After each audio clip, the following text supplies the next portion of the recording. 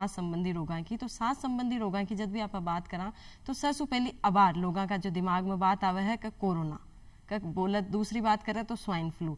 तो साधारण कोई घर खांसी हो रही है तो कोरोना और स्वाइन फ्लू में और साधारण खांसी में वो क्या अंतर करे?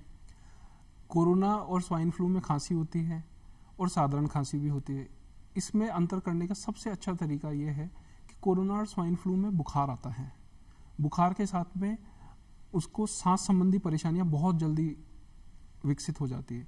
जैसे कि खांसी हुई 2-3 दिन पहले और फिर तेज बुखार आया, उसके बाद में उसका शरीर टूटने लगा और कमजोरी अचानक से आ गई है और उसके बाद में उसको सांस लेने में भी परेशानी आ गई है और उन्होंने थोड़ा बहुत इलाज लिया और इलाज लेने के बाद में भी वो खांसी ठीक नहीं हो रही है। तो ऐसी स्थिति में बुखार आ रहा है, खांसी भी है, सांस लेने में तकलीफ भी है, शरीर में टूटन भी है और ये सब इतना जल्दी जल्दी हो रहा है, तो फिर अपने को तुरंत ही जाके इसके कोरोना और स्वाइन फ्लू की जांच करा लेनी चाहिए। और अगर डॉक्टर आपको बताते हैं तो आप इसका छाती का एक्सरे और सीटी स्कैन भी करवा सकते हैं। तो इसके अंदर जो अपना टाइम पीरियड है, इसका प्रोग्रेशन है, जो इसका बढ़ने की दर है, ये बहुत तेज होती है, इसलिए अपने को घबराना नहीं है और इसका अपने को डायग्नोसिस कराना है और आराम से इसका इलाज संभव है। तो आप यहाँ कह सका हाँ कि हर खांसी ओबाड़ी कोरोना को नहीं है? नहीं, हर खांसी कोरोना नहीं है। तो आपने वो ध्यान रखना है कि आप यहाँ घर बैठा ही डरा कि जो हमारे थोड़ी घनी खांसी होगी तो हमारा कोरोना हो गयो, स्वाइन फ्लू हो गयो, आ कौन डर रखना है। डॉक्टर साहब एक साथ साथ लोगों के मायने वो भ्रम रहा है कि हमारा खांसी होएगी आगे जार हमारे जरूर कोरोना हो जाए, तो इस बारे में आप कहीं के पूछाओ कि मैंने कहीं सावधानी रखनी चाहिए? कोरोना एक संक्रामक बीमारी है, तो अपने को संक्रामक रोगों से जो बचाव के तरीके हैं वो अपनाने चाहिए, जैसे कि मास्क पहनना, भीड़ भाड़ वाली जगहों पे नहीं जाना, अस्पताल जैसे जगह पे नहीं जाना जहाँ पे संक्रामक रोगी हैं, और जो अपनी यात्राएं हैं उनको कम से कम करना।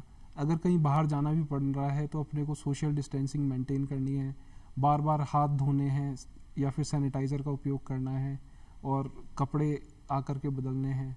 और जो श्वास के रोगी है, आपको लग रहा है कि इनके निमोनिया या कोरोना जैसी बीमारी हो सकती है या लंबे समय से खांसी है, बुखार आ रहा है, तो उनसे हमको बच के रहना है। तो ये एक संक्रामक, कोरोना ही नहीं सभी संक्रामक लोगों के लिए ये जो सावधानियां हैं ये बहुत कारगर है, इससे हम कोरोना जैसी बीमारी से बच सकते हैं। एक डॉक्टर साहब आप बात करें कि यात्रा के दौरान जब आप घरों बाहर जा रहे हैं, कोई दूर दराज बस में रेल में सफर कर रहे हैं, भी दौरान आदमी ने कई सावधानियां रखनी चाहिए? अगर बस रेल में अपन सफ़र कर रहे हैं तो संभावना रहती है कि संक्रामक रोग ज़्यादा हों, संक्रामक रोगों के होने की संभावना बहुत बढ़ जाती है। उस स्थिति में हमको मास्क का उपयोग करना चाहिए, बार बार किसी सतह को नहीं छूना चाहिए। ऐसा इंसान जो अपने साथ में यात्रा कर रहा है, उसकी खांसी है और बार बार छींक रहा है या आपको लग रहा है कि बीमार है, तो हमको उससे दूरी बना के रखनी चाहिए। और अगर आपको लग रहा है कि हमारा कोई नज़दीकी ही बीमार है और वो उसको साथ में हमको ट्रैवल करना है, तो हमको उसको भी मास्क का उपयोग करवाना है और ख़ुद को भी मास्क का उपयोग करना है। उसकी चीज़ें, वस्तुएं, जो उसकी व्यक्तिगत चीज़ें हैं उनको अलग रखना है, बार बार सैनिटाइज़र का उपयोग करना है।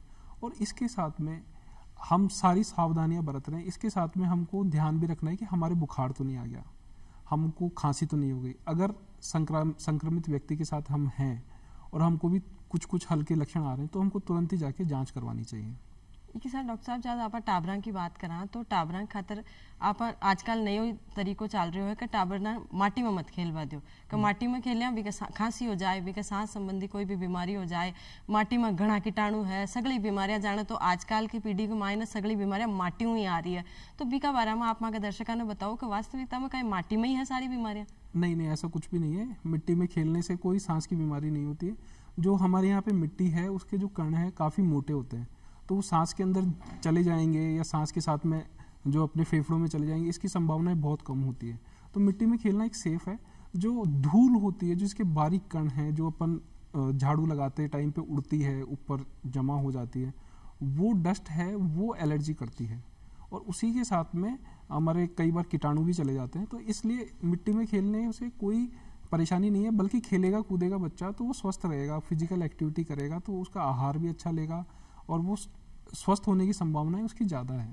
तो कुल मिलार माटी के मायने नुकसान दे वाला कीटाणु को नहीं है, कुछ कीटाणु टाबरा ने फायदो देवा वाला भी है, तो टाबर ने कोई नुकसान को नहीं है अगर टाबर माटी में खेले तो।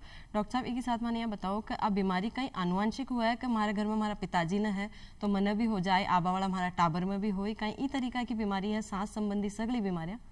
नहीं, सांस संबंधी सारी बीमारियां आनुवंशिक नहीं होती। हाँ, कुछ बीमारियां हैं जैसे एलर्जी है, अस्थमा है, इनकी संभावना कुछ होती है कि अगर आपके माता पिता में है या फिर दादा दादी में है तो आप में आने की संभावनाएं थोड़ी ज़्यादा हैं, लेकिन ये कंफर्म नहीं है कि भाई अगर आपके माता पिता को है तो बच्चे को भी होगी ही होगी, लेकिन संभावनाएं थोड़ी ज़्यादा हो जाती है, तो उनको भी अपने कुछ सावधानियां रखनी चाहिए और तुरंत ही उसकी जांच करवा लेनी चाहिए। अस्थमा और एलर्जी ये ऐसी बीमारियां हैं जो आनुवंशिक होती हैं।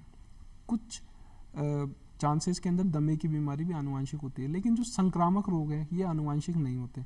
अधिकतर खांसी की बीमारियां संक्रामक होती है, तो इसलिए ऐसा नहीं है कि अगर माता पिता को खांसी है तो बच्चे को भी हमेशा होगी ही सही। तो कुल मिलार बात आई है कि हर बीमारी को नहीं है, कभी का पिताजी ने है तो भी का टाबर ने अगर खांसी हो रही है तो कब तो पिताजी से ही आई है।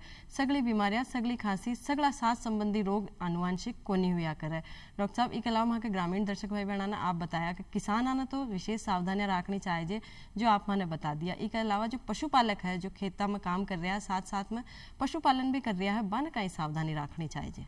पशुपालकों के लिए मैं कहूँगा कि जो इनके जो एनिमल डेंडर्स होते हैं, जो उसके पशु के अपशिष्ट होते हैं, ये कई बार सूख के और कुछ लोगों में एलर्जी या सांस की समस्याएं करते हैं। तो अगर किसी पशुपालक भाई को ऐसी परेशानी है कि वो पशुओं के अपशिष्ट से या फिर उसके जो बालों से उसको एलर्जी है, उसको सांस में दिक्कत आती है पशुओं को रखने से, तो उसको उस व्यक्ति को दूर रहना चाहिए।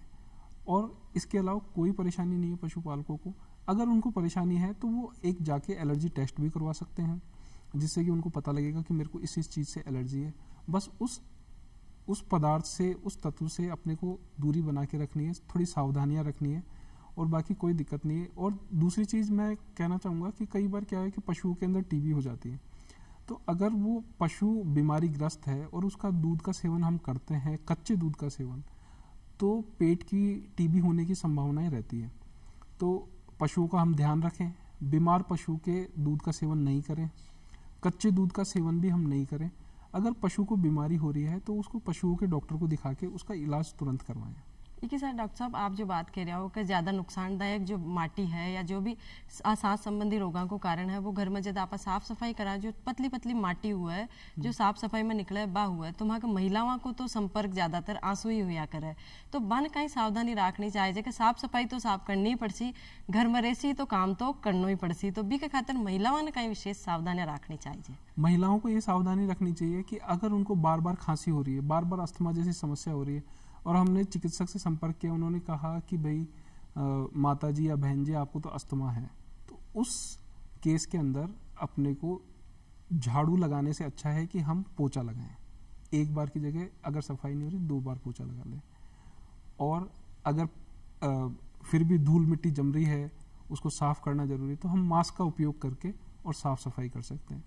दूसरी चीज़ कि घर में ऐसा तो नहीं है कि सभी व्यक्तियों को खांसी है और सभी व्यक्तियों को अस्थमा है, तो हम काम डिवाइड कर सकते हैं कि जो धूल मिट्टी वाले काम है वो ऐसे व्यक्ति की मदद लेके कर सकते हैं जिसको कि ऐसी समस्याएं नहीं है, और उसके जो काम है वो महिलाएं कर सकती तो हैं। डॉक्टर साहब अब बात और भी ससु अच्छी किया कि घर में जो सगला लोग रहे हैं बाने महिलाओं की मदद करानी चाहिए। अगर महिला का डस्ट टू एलर्जी है तो बिना डस्ट को काम मत कराओ, दूजा काम कर लो, घर में दूजा लोग जो रहे हैं वह सगला मिलर बस सगला काम कर लो। तो दर्शक भाई बहनों, कुल मिलाकर आज की आपने चर्चा बहुत ही बढ़िया रही कि महिलाओं की, बुजुर्गों की, टाबरा की, खेती हर किसाना की